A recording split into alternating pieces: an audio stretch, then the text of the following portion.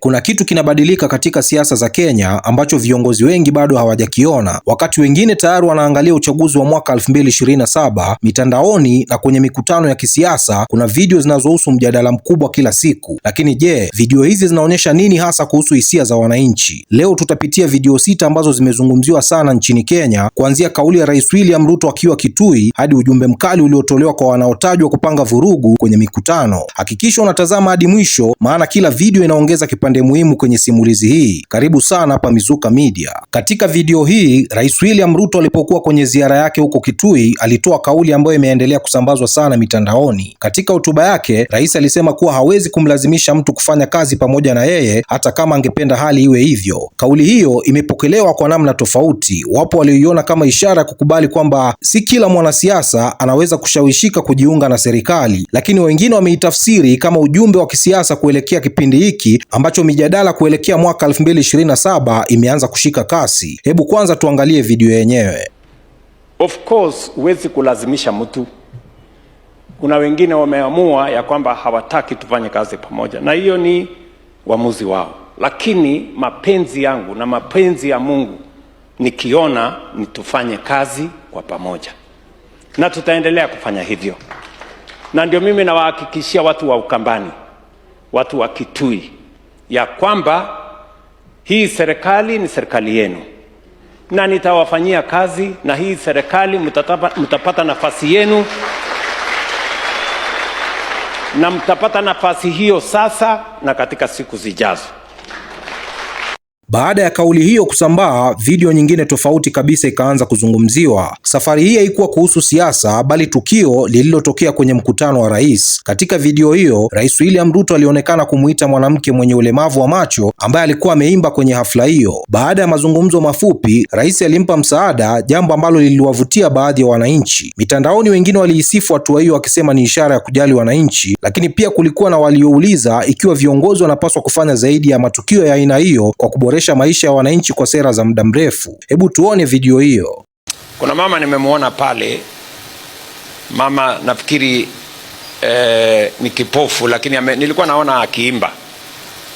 Nataka huyo mama nitafutiwe huyo mama akuje nimuone hapa. Kuna mama alikuwa anaimba pale, mama kipofu, tafutwe. Ameniguza sana kwamba mbali na yeye kuwa kipofu, lakini ameona, kwa sababu rais amekuja, wacha niende niimbe jameni. Ndio akuje hapa nitamuona huyo mama. Bamba hoye! Bamba hoye!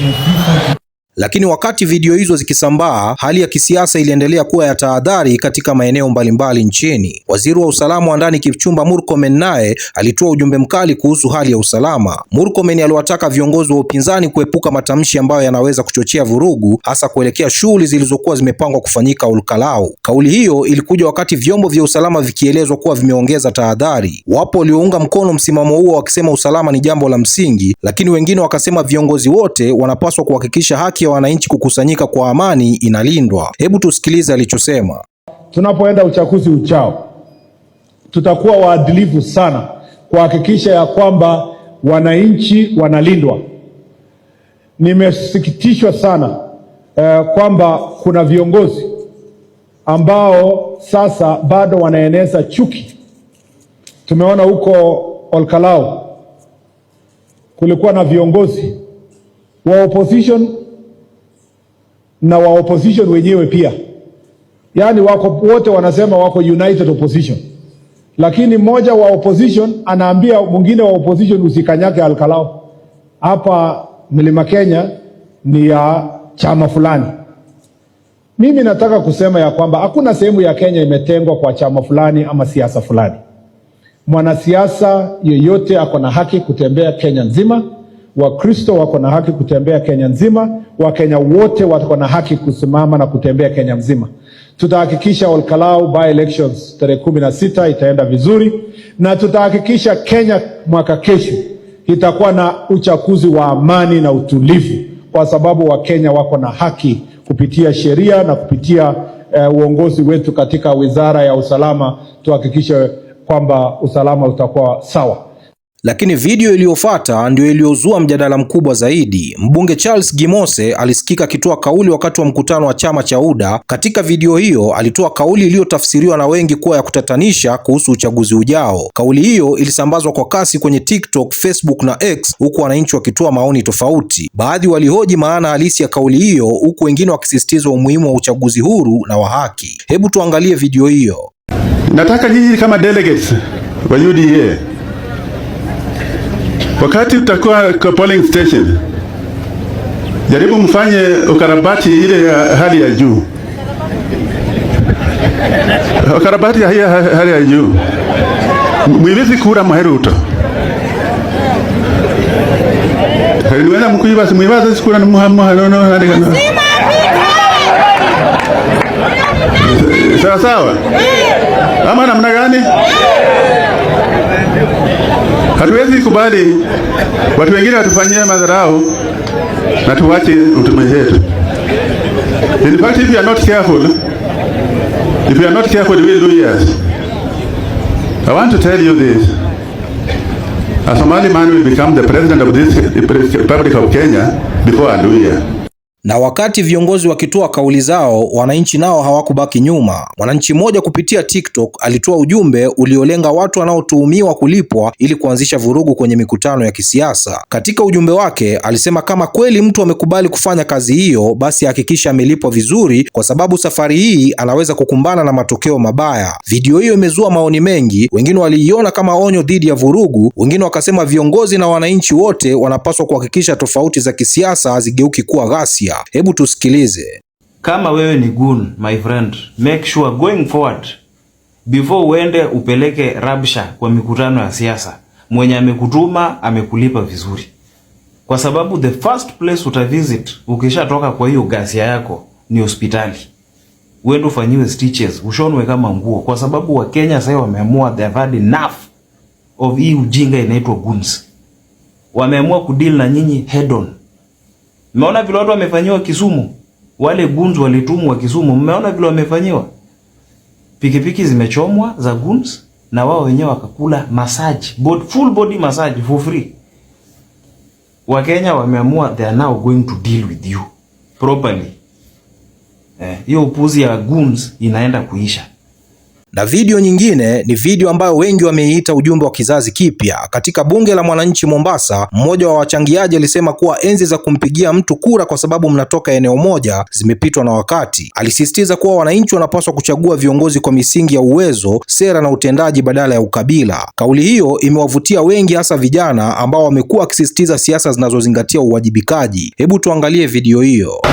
Ukiangalia mtu ambaye anasema ya kwamba anasifu serikali kwa sababu mtu wake ako kwa serikali, huo mtu ni mjenga. Mbona anasema huo mtu ni mjenga? Wewe uko hapa unasema ati John Mbadi ako kwa serikali, uko kwa serikali. Wewe uko hapa unasema Mudavadi ako kwa serikali, uko kwa serikali. Wewe uko hapa unapanua mdomo unasema Joho ako kwa serikali, wewe Mpwani uko kwa serikali, na hapa uko njaa umevaa viatu ya slippers unasema ati wewe uko kwa serikali. Unatumia akili gani? Si ufungue akili. Wacha kubebewa akili na kiongozi. Kiongozi atakutumia wewe ili hali apate ile kitu anatafuta, lakini dakika ya mwisho yeye hakujui. Hiyo ndio ukweli wa mambo. Kwa hivyo tuache kudanganyana hapa. Unakuja hapa unaambia watu kwa media hatuko kwa serikali. Sasa unasifu serikali kwa sababu kwenu labda kuna minister wawili wamechukuliwa, ati kwa sababu maeneo unatoka wamechukuliwa minister, and you are nothing. Hakuna kitu ambayo uko nayo. Wewe mwenyewe hata school fees ya kulipia watoto umeshindwa. Unatuambia hapa hatuko ndani ya serikali. Wewe ni mtu mjinga kabisa. Baada ya kuangalia video hizi zote sita, swali kubwa linabaki kuwa moja. Je, hizi ni video za kawaida zinazopita kama zingine au zinaonyesha namna mjadala wa kisiasa nchini Kenya unavyobadilika kadri mwaka 2027 unavyokaribia? Maoni yameendelea kutofautiana, lakini jambo moja linaonekana wazi ni kwamba wananchi wanaendelea kujadili kwa nguvu masuala ya uongozi, uwajibikaji, usalama na mustakabali wa nchi. So Bishop, nilikuwa nimekuja na sehemu kidogo. Nilikuwa nimekuja na milioni 10, lakini nitakuongezea nyingine 10. Ndio ikue. ikuwe nusu. Si hiyo ingine nyinyi mtafanya? Sasa wale hiyo ingine sasa waja tufanye hiyo ingine nusu ya sasa, nyinyi tuanze ile nusu ingine, ndio? Sijui nani atakuja kupokea, waja niite nani?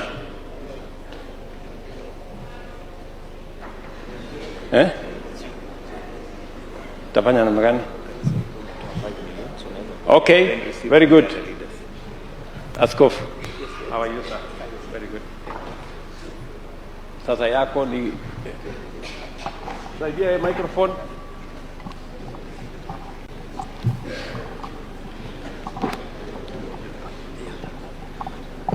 Yes, Bishop. Tayari nimeletewa milioni 10 na Mheshimiwa Rais.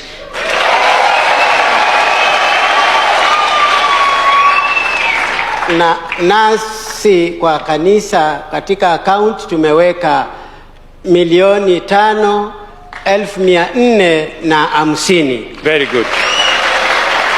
Tayari kanisa la ACK Kitui Cathedral Construction 5,450,000. Wapige makofi. Naona inasonga. Kwa imani tafikisha. Haya, niko na ndugu yangu hapa Bwana Elijah, pigeni makofi. Ametuletea shilingi milioni 1. Gavana wetu wa Kitui, gavana wetu Bwana Malombe 1,200.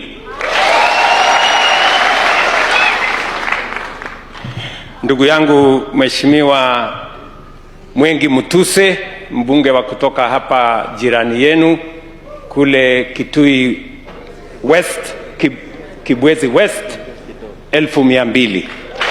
Sasa tungependa kusikia kutoka kwako, labda ni video ipi kati ya hizi 6 imekuacha ukifikiria zaidi na kwa nini? Niachie maoni yako kwenye comment section. Bwana, mimi naitwa Rish Mizuka, sauti ya vijana wa Afrika Mashariki. Namba 1 ni mimi, namba 2 ni mimi, namba 3 ni mimi, 4 na 5 na waachia nyinyi hapo. Bwana, tukutane kwenye video ijayo.